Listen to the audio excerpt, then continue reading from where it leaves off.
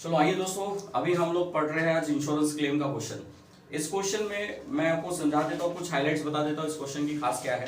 इस क्वेश्चन में हमको सिंगल अकाउंट बनाना है क्योंकि ग्रॉस प्रॉफिट अवेलेबल है। तो मैंने आपको डेमो में समझाया था कि जब ग्रॉस प्रॉफिट मिसिंग होता है तो हम लोग ट्रेडिंग अकाउंट बना के ग्रॉस प्रॉफिट फाइंड करते हैं। तो जब ग्रॉस प्रॉफिट ऑलरेडी आपको दिया है तो आपको इस क्वेश्चन में ट्रेडिंग अकाउंट नहीं बनाना है, आपको इस क्वेश्चन में डायरेक्ट मेमोरेंडम अकाउंट बनाना है। ठीक है, और क्वेश्चन अगर ओवरव्यू देखा जाए तो इसके अंदर में 3 एडजस्टमेंट्स है जो कि हम मेमोरेंडम अकाउंट में सॉल्व करने वाले हैं। लेकिन कंडीशन कि जो एडजस्टमेंट होती है अगर वो गुड से रिलेटेड है या ट्रेडिंग अकाउंट से ही रिलेटेड है तो हम इसको हमारे अकाउंट में एंटर करने वाले हैं। अगर कोई adjustment profit and loss account से रिलेटेड निकली तो उसको इग्नोर कर देना। लेकिन ऐसा मोस्ट ऑफ द केसेस में नहीं होता। आपके क्वेश्चन में जितनी भी इंफॉर्मेशन रहेगी वो सारी की सारी ट्रेडिंग अकाउंट से रिलेटेड रहेगी।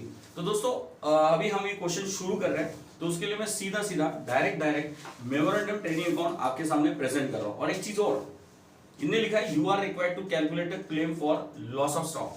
जैसे कि मैंने आपको बताया था कि लॉस ऑफ स्टॉक के क्वेश्चन हम पहले सॉल्व करेंगे, फिर कभी मैं आपको लॉस ऑफ प्रॉफिट पॉलिसी सिखाने वाला हूं। तो लॉस ऑफ स्टॉक के लिए अपने को सिर्फ इसलिए क्लेम निकालना है तो उसका कैलकुलेशन करो, इन्होंने ऐसा बोला है। तो इन्होंने तो यहाँ पे कहीं मेंशन नहीं किया हुआ कि आपको मेमोरेंडम अकाउंट बनाना है, लेकिन मैंने आपको डेमो में समझा दिया हुआ है कि हम लोग मेमोरेंडम अकाउंट बनाते क्यों है, ताकि हम क्लोजिंग स्टॉक फाइंड कर सके।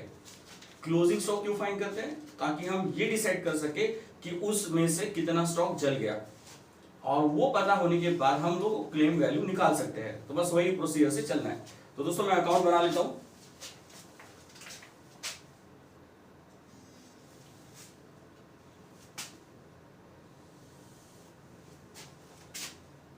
ये है हमारा मेमोरेंडम ट्रेडिंग अकाउंट।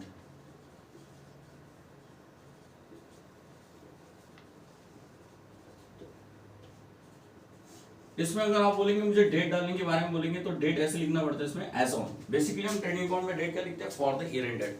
लेकिन दोस्तों ये ईयर एंड के लिए बिल्कुल नहीं बन रहा, ये तो उस डेट के लिए बन रहा है जिस डेट में आग लगी थी। इस वजह से यहाँ पर मैं वर्ड क्या बनाऊंगा? As on. क्या लिखेंगे हम लोग यहाँ पे? As on. ओके, तो एज ऑन कौन सी डेट लिखना है? जिस डेट को आग लगी थी। तो दोस्तों क्वेश्चन में आप देख सकते हैं, क्वेश्चन आपको पीडीएफ में दिया गया है, डिस्क्रिप्शन में जाइए, वहां एक लिंक है, क्लिक करिए, पीडीएफ ओपन हो जाएगा। ओके, अगर आप स्टडी वॉलेट से पढ़ रहे हैं तो आप स्टडी वॉलेट से पढ़ रहे हैं तो डेफिनेटली आप मेरे क्लास के बच्चे होंगे। अगर आप क्लास के बच्चे हैं तो आपके पास नोट्स अवेलेबल होगी। तो उस नोट्स में हमारा क्वेश्चन नंबर 4 है, वो क्वेश्चन हम लोग रेफर कर रहे हैं। ठीक है, तो दोस्तों इसमें देखो आग लगने की डेट क्या है। तो उन्होंने बोला है कि 30 जून को आग लग गई थी गोडाउन में। ओके, तो 30 जून को लग गई थी, तो मैं यहाँ लिखूंगा 30 जून। और हमारा अकाउंटिंग ईयर जो है ना मार्च को खत्म होता है, मतलब जून को आग लगी, उसके पहले साल कब शुरू हुआ था? मार्च में। मतलब 31 मार्च को लास्ट ईयर क्लोज हुआ था, तो साल कब से शुरू हुआ होगा? फिर उसके जस्ट बाद यानी 1 अप्रैल से शुरू हुआ है। तो हमारी इंफॉर्मेशन जो है वो अप्रैल टू जून होगी। मतलब क्वेश्चन में हमको 1 अप्रैल महीना, मई महीना, जून महीना, मतलब ऐसे 3 महीने की इंफॉर्मेशन क्वेश्चन में अवेलेबल है। तो ये पूरी अकाउंटिंग हम 3 महीने की सॉल्व करने वाले हैं। तो देखते हैं अभी दोस्तों क्या दिया है, कैसे दिया है और किस तरीके से दिया है। क्वेश्चन में आइटम पढ़ते वक्त हमेशा एडजस्टमेंट पे ध्यान रखिएगा। जिन आइटम से रिलेटेड एडजस्टमेंट है उसको वही सॉल्व कर लेंगे। ठीक है, फिर भी दोस्तों मैं आपके लिए क्वेश्चन को रीड कर लेता हूं ताकि कोई बात छूटनी नहीं चाहिए। क्वेश्चन में ऐसा है कि अपने पास ओपनिंग स्टॉक दिया है 1 अप्रैल 2007 का, मतलब कि अप्रैल डेट का यानी कि बिगिनिंग स्टॉक है। ओपनिंग स्टॉक यहाँ लिख देंगे, लेकिन मैं अभी फिलहाल इसलिए नहीं लिख रहा क्योंकि इसके ऊपर इंफॉर्मेशन हो सकती है, इसलिए वैसे क्वेश्चन का पहले हम एक ओवरव्यू ले लेते हैं। फिर परचेज दिया है अप्रैल टू जून, फिर वेजेस दिया अप्रैल टू जून, सेल है अप्रैल टू जून, फिर है rate of gross profit that is 33.33%। लेकिन उन्होंने ऐसा दिया हुआ है ग्रॉस प्रॉफिट का रेट 33.13%। तो दोस्तों 1/3 का मतलब सीधा सीधा इसको अगर मैं लिखूं और तो ये होता है 33.33%, यानी इस तरीके से ये अपने को ग्रॉस प्रॉफिट दिया है। दोस्तों ये देखना इंपॉर्टेंट होता है कि रेट किस चीज पर दिया हुआ है, कि ये ऑन कॉस्ट। बहुत बार क्वेश्चन में क्या होता है, कभी कभी ग्रॉस प्रॉफिट ऑन कॉस्ट आता है तो कभी कभी आता है ऑन सेल। तो दोस्तों इसका बहुत बड़ा इंपैक्ट हमारे कैलकुलेशन पे पड़ता है, ऑन कॉस्ट या फिर ऑन सेल। तो इस क्वेश्चन में यहाँ पे ऑन कॉस्ट बोला है, तो हम लोग अभी देखेंगे उसका कैलकुलेशन कैसे होगा। तो ऑन कॉस्ट पे कैसे ग्रॉस प्रॉफिट कैलकुलेट होता है मैं आपको सिखा दूंगा। ठीक है, आगे बढ़ते दोस्तों। लिखा है the stock of the value of 6000 was salvage. 6000 का गुड्स आग से बच गया, मतलब ये वाला जो गुड्स है ना 6000 का, ये इस अकाउंट में नहीं लिखना है, क्योंकि ये वो स्टॉक है जो आग से बच गया, मतलब क्लोजिंग स्टॉक में था, आग लगी, माल जल गया, उसमें से 6000 ये बच गए, तो ये वर्किंग नोट के हिस्से में जाता है। इस वजह से 6000 अकाउंट में हम नहीं लिखेंगे, इसको हम वर्किंग नोट में लिखेंगे, इसको सैल्वेज स्टॉक बोलते हैं हम लोग। ओके, आगे लिखा insurance policy was taken for 50,000। दोस्तों इंश्योरेंस पॉलिसी है 50,000 की। तो इंश्योरेंस पॉलिसी दिया है, कल अच्छे से याद करिए। डेमो अगर आपने मेरा नहीं देखा है तो मेरे डेमो चैनल वाला डेमो वीडियो में जाइए और डेमो वीडियो में देखिए कि मैंने वहां पे इंश्योरेंस पॉलिसी का क्या यूज होता है वो समझा के दिया है। तो इंश्योरेंस पॉलिसी भी हमारे वर्किंग नोट का हिस्सा है। तो जब वर्किंग नोट हम बनाएंगे तब मैं वहां पे बताऊंगा आपको इंश्योरेंस पॉलिसी का यूज कहां पे और कैसे है। उसके बाद देखो दोस्तों क्या लिखा है, claim was subject to the average clause. ये तो कल ही एक्सप्लेनेशन में आया था कि पॉलिसी है तो एवरेज क्लॉज से क्लेम निकलेगा। ओके, वो मैं इस क्वेश्चन में अभी निकाल के बताऊंगा। आगे बढ़ते तो दोस्तों क्या लिखा है, the following additional information is available. तो क्या इंफॉर्मेशन है, 1 2 3 तीन एडजस्टमेंट है। पहली adjustment, stock in the beginning of the year was calculated at 10% less than the cost. चलो दोस्तों, मैंने आपको बताया था कि मैं ओपनिंग स्टॉक लिखूंगा नहीं फिलहाल, क्योंकि इसके बारे में इंस्ट्रक्शन होगी, इस हिसाब से मैंने रुक गया था। तो यहाँ पे आ गई इंफॉर्मेशन और उसने लिखा भी कि स्टॉक एट द बिगिनिंग, यानी उन्होंने बोला है कि ओपनिंग स्टॉक जो है स्टॉक कॉस्ट प्राइस से 10% कम है। ये उन्होंने बोला ओपनिंग स्टॉक जो है कॉस्ट प्राइस से 10% कम है। तो ये एडजस्टमेंट किसकी हो गई, ओपनिंग स्टॉक की हो गई। दूसरा यहां पे लिखा हुआ है, a plant was installed by the firms own worker, they were paid 1000 and that was included in the wages. Look at this word, ये एडजस्टमेंट प्लांट की नहीं है, ये एडजस्टमेंट वेजेस की है। प्लांट खरीदा था और वेजेस में इंक्लूड है, तो ये एडजस्टमेंट वेजेस के ऊपर है। तो वेजेस हमारे ट्रेडिंग से रिलेटेड है, इसलिए जब वेजेस लिखेंगे तो इसके बारे में भी हम सोचेंगे। आगे दोस्तों तीसरी एडजस्टमेंट और लास्ट एडजस्टमेंट में क्वेश्चन स्टार्ट कर रहे हैं। Purchase includes the purchase of the plant ₹10,000। ये परचेस पे एडजस्टमेंट है। उन्होंने क्या बोला है कि हम लोगों के परचेस में प्लांट के परचेस की वैल्यू इंक्लूड है, मतलब परचेस पे एडजस्टमेंट आ गई। 1 2 3 मतलब तीन एडजस्टमेंट यहां पे हो गई। तीन आइटम्स पे ध्यान रखना है और उसको सॉल्व करना है, और वो एडजस्टमेंट सॉल्व होने के बाद हमारा जो आंसर आएगा हम उसके बाद उसको प्रोसीड करेंगे क्लेम निकालने के लिए। Got it. तो दोस्तों ये था क्वेश्चन, मैंने पढ़ लिया। अब मैं आइटम वाइज क्वेश्चन को लिख रहा हूं, आप लोग पूरा फोकस रखिएगा कि कैसे और क्या मैं इफेक्ट कर रहा हूं।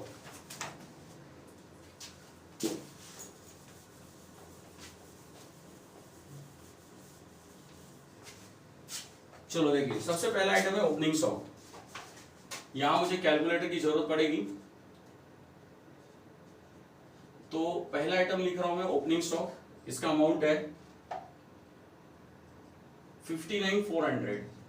तो दोस्तों ये 59,400 मालूम कितना परसेंट है, 90% है। बोले आपने कैसे जज कर लिया, और हमको चाहिए 100%।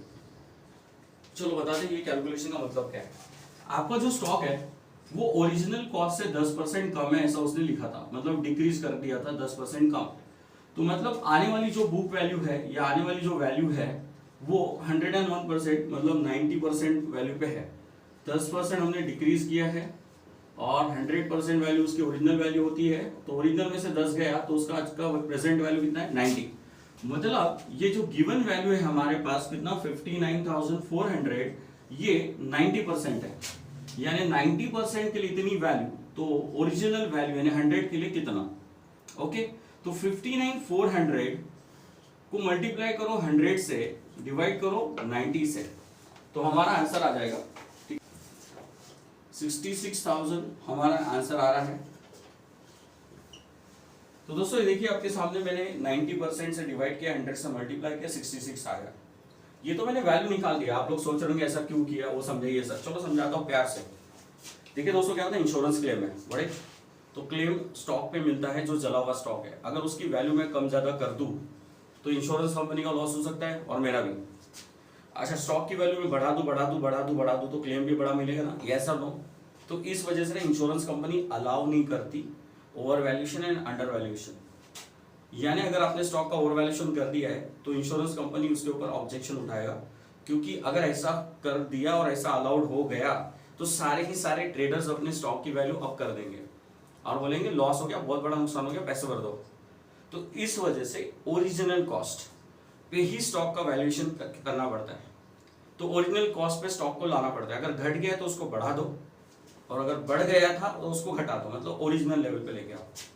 तो दोस्तों जैसे कि मैंने आपको इस क्वेश्चन में समझाया कि हमारा जो प्रेजेंट वैल्यू ऑफ स्टॉक है वो ऑलरेडी 10% डिक्रीज होकर आया हुआ है। उन्होंने लिखा भी था कि stock at the beginning right है is less than the 10% of the original cost. उन्होंने खुद ने लिखा था कि जो बिगिनिंग स्टॉक है वो ओरिजिनल कॉस्ट से 10% कम है, मतलब जो वैल्यू कम है उसको हमको 100 पे लाना है। यानी जो वैल्यू हमारे पास दी है वो कितना परसेंट है, 90% है, क्योंकि 10 से घट गया तो 90 पे आ गया।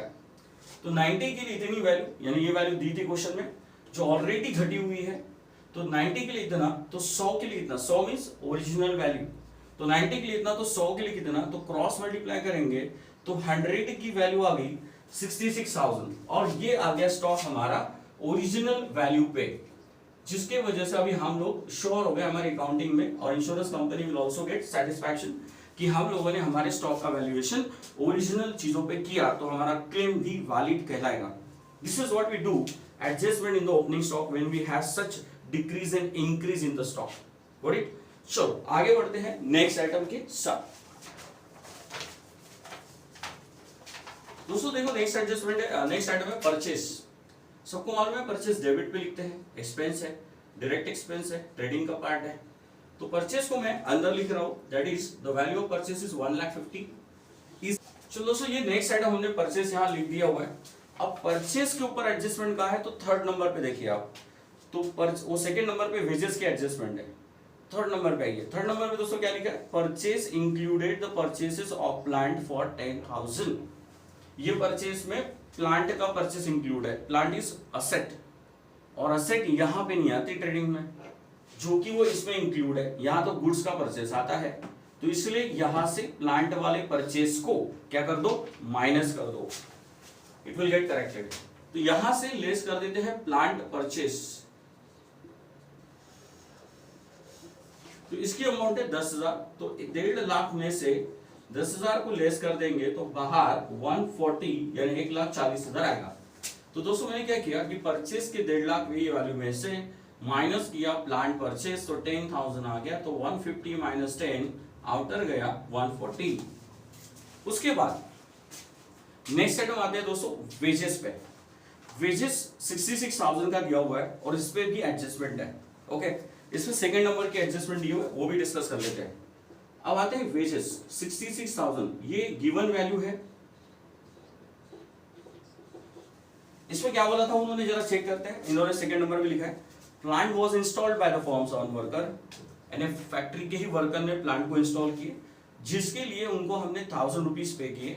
अब वो 1,000 इस वेजेस में इंक्लूड है। दोस्तों ये वाला वेजेस है ना, मैन्युफैक्चरिंग वेजेस होता है, प्लांट इंस्टॉल का वेजेस नहीं होता है।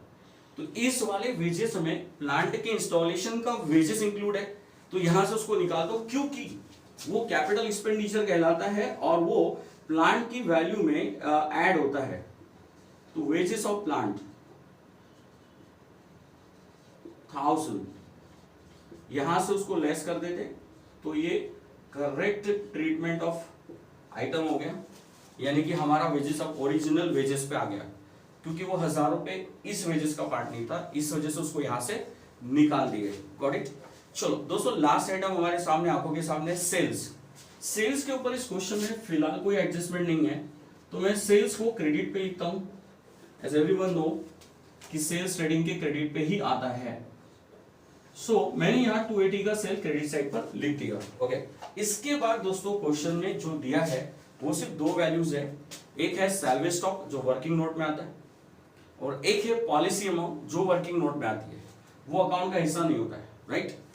सबसे इंपॉर्टेंट चीज अभी इस क्वेश्चन में जो है वो है ग्रॉस प्रॉफिट कैलकुलेशन, क्योंकि मैंने आपको बताया था कि ग्रॉस प्रॉफिट का जो रेट है वो कभी सेल या कभी कॉस्ट पे आता है, तो इस क्वेश्चन में कॉस्ट पर आया है।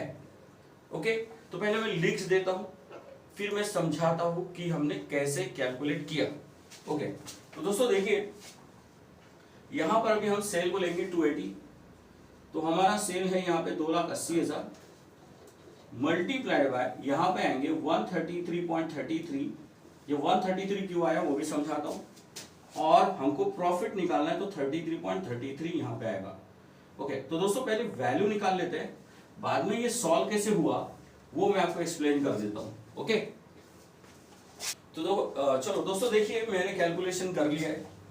कैलकुलेशन आपके सामने है यहाँ पे 280 मल्टीप्लाइड बाय 33.33 डिवाइडेड बाय 133.33, इसका आंसर 70 आ रहा है। थोड़ा सा 2-4 रुपए का फर्क पड़ता है कैलकुलेशन में, लेकिन इसको राउंड अप कर लेना है। राउंड अप यानी ग्रॉस वैल्यू से लेना है, क्योंकि ये 33.33 से आपके आंसर्स में 2-4 रुपए कम ज्यादा आ सकते हैं। तो मेरे कैलकुलेशन में यहाँ पे 3-4 रुपए कम आ रहे थे, यानी कि 69,900 एंड समथिंग आ रहा था। तो मैंने इसको राउंड फिगर 70 लिख दिया। तो क्या हम ऐसे कर सकते हैं? बिल्कुल दोस्तों, ये स्टैटिस्टिक्स नहीं है और एक कॉस्टिंग नहीं है, ये फाइनेंशियल सिस्टम है। 2-4 रुपए का एडजस्टमेंट चल जाता है। ओके, तो ये आ गया 70,000। अच्छा दोस्तों, ये कैसे निकला? ये 133 का मतलब क्या हुआ? चलो सिखाता हूं मैं आपको अभी, ठीक है, क्योंकि आगे क्वेश्चन में सिखाने की मुझे जरूरत नहीं पड़ेगी। देखो क्या होता है दोस्तों, सेल वैल्यू जो होती है ना हमारे क्वेश्चन में, जिसमें से हमको ग्रॉस प्रॉफिट निकालना होता है, तो ये सेल वैल्यू हमारे क्वेश्चन में 280 है। और एक चीज याद रखिए कि हमेशा याद रखिए, सेल वैल्यू में दो बातें होती है, एक कॉस्ट और एक इंक्लूड होता है प्रॉफिट। तो मैं अगर आपको ऐसा बोलूं कि उन्होंने जो हमको प्रॉफिट दिया था दैट वाज 33% और कॉस्ट हमको मालूम नहीं था, तो जो चीज हमको मालूम नहीं रहती उसको हम लेते हैं 100%। यानी ये वैल्यू के अंदर में कॉस्ट कितनी है ना तुमको ना मुझे, दोनों को नहीं पता। तो हम लोगों ने इसमें से प्रॉफिट का परसेंट देख लिया। तो जब प्रॉफिट का परसेंट दिया तो कॉस्ट को भी परसेंट में लिख दीजिए। यानी कॉस्ट कितनी है मालूम नहीं है, तो जो वैल्यू मिसिंग होती है ना उसको आप एक्स वैल्यू लेके भी कैलकुलेट करते थे 9-10 में, और हम लोग नॉर्मली उसको 100 लेके भी कैलकुलेट कर सकते हैं। तो मतलब मान लेने का कि जो वैल्यू मिसिंग है वो 100% होगी। ओके, तो उस हिसाब से आपका जो सेल है दोस्तों वो 133.33% हो गया। ये है आपका सेल। तो अब मैं क्या करूंगा, तो 133.33% के लिए 2,80,000 की वैल्यू होती है। तो 33.33% के लिए कितना, मतलब इससे मेरा ग्रॉस प्रॉफिट आ जाएगा। तो आप इसको क्रॉस मल्टीप्लाई अगर करेंगे तो आपको सेम मतलब पिक्चर सामने आएगी कि मैंने जो कैलकुलेशन लिखा है वहां पे अकाउंट के अंदर बिल्कुल वैसा ही दिखेगा आपको। ये जो मैंने लिखा हुआ है यहाँ पर, ये कुछ नहीं है, वो क्रॉस मल्टीप्लिकेशन है कि इसलिए इतनी वैल्यू जब होती है तो 33 के लिए कितनी वैल्यू होगी।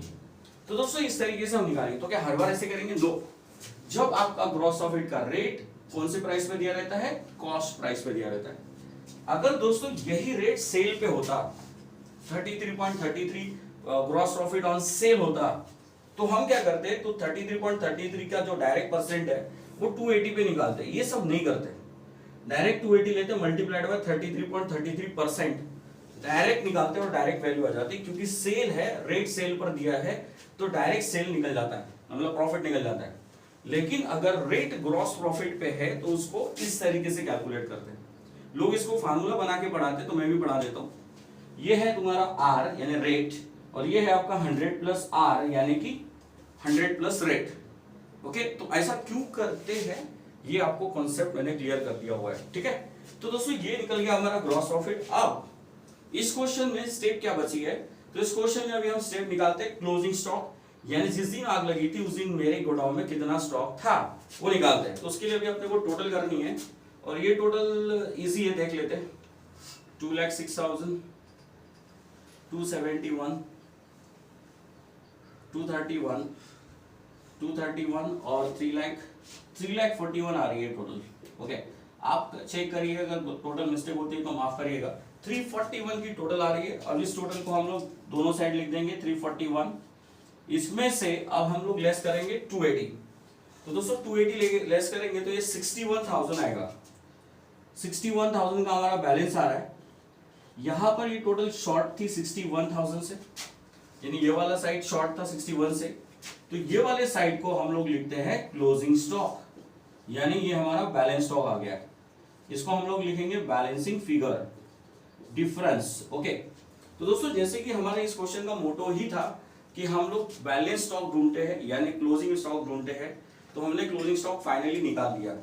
अब हमारा मेन आंसर यहां से शुरू होता है। ये हमारा सिर्फ कैलकुलेशन ऑफ क्लोजिंग स्टॉक था, यहां से हमारा क्लेम निकलेगा अभी। ओके, वो कैसे निकलेगा चलो मैं आपको दिखाता हूं। सबसे पहला स्टेप क्लेम निकालने के लिए करना ये है कि आपको नंबर 1 लिखना है वर्किंग नोट, और यहां लिख देना है लॉस ऑफ स्टॉक। सबसे पहले उसको ये बताओ कि आपको कितने स्टॉक का नुकसान हुआ है।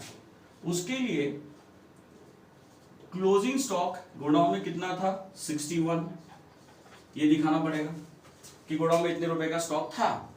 उसमें से सैल्वेज यानी कितना माल बचा था, तो सैल्वेज स्टॉक को यहां लिख दो।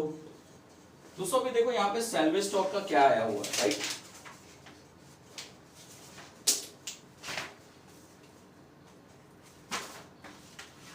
दोस्तों अभी यहाँ पे सैल्वेज स्टॉक का क्या आया हुआ है, तो अमाउंट यहाँ पे 6000, तो 61 में से 6000 का सैल्वेज स्टॉक यहां से लेस कर दो, यानी यहां पर अभी आपका बचेगा 55,000।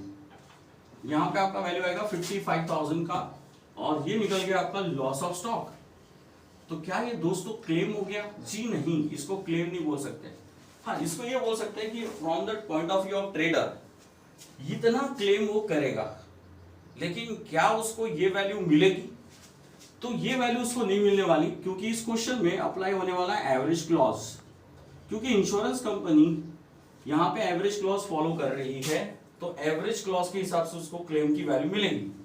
तो दोस्तों अभी क्लेम अमाउंट या फिर हम लोग बोल सकते हैं रिकवरी अमाउंट ऑफ लॉसेस क्या है, तो सिंपल हमको यहां पर एवरेज क्लॉज का फार्मूला लगाना है, policy amount into loss of stock divided by closing stock. फिर से एक बार रिपीट कर देते हैं फार्मूला हम लोग, policy amount divided by loss of stock into closing stock. Okay, तो दोस्तों ये फार्मूला मैंने आपको फर्स्ट वीडियो में समझा दिया था, वैसे भी कैसे बना और क्यों बना। ओके, तो ये फार्मूला आप लर्न कर लीजिए। लर्न तो मैं कुछ नहीं करवाता, लेकिन अभी इस वीडियो में अगर मैं वो चीज ऐड कर दूं तो आप लोगों को और ज्यादा वीडियो देखना पड़ेगा। इस वजह से ये फार्मूला मैंने यहां लिख दिया है, और आपको इसकी कॉन्सेप्ट सीखनी है तो मेरे फर्स्ट डेमो वीडियो में जाइए, वहां पे आपको इसकी कॉन्सेप्ट मिल जाएगी। ओके, तो अभी क्या करना है, तो policy amount upon closing stock into loss of stock. तो हमारे क्वेश्चन में आंखों के सामने पहले दो चीज है, लॉस ऑफ स्टॉक है 55,000, क्लोजिंग स्टॉक है 61,000। अब रही बात पॉलिसी अमाउंट, क्वेश्चन में अवेलेबल है, तो दोस्तों क्वेश्चन में पॉलिसी का वैल्यू दिया है 50,000, 50,000। तो ये कैलकुलेशन अब हम करेंगे और हमारा क्लेम का वैल्यू ओके। तो दोस्तों ये देखिए मैंने कैलकुलेशन कर रखा हुआ है आपके सामने, 45,081.96 आया। इसको अप्रॉक्स वैल्यू हम लोग लिख देते हैं, इसकी अप्रॉक्स कितनी आएगी, तो 84,5082 अप्रॉक्स हो जाएगी इसकी, ठीक है। तो दोस्तों ये जो वैल्यू मैंने निकाली है, ये है आपका इंश्योरेंस क्लेम, इतनी अमाउंट हमको मिलेगी। ओके, तो ये है हमारा आंसर। तो दोस्तों थैंक यू इस वीडियो में बने रहने के लिए। तो मिलते हैं नेक्स्ट वीडियो में नेक्स्ट क्वेश्चन के साथ। Thank you from Rajesh sir.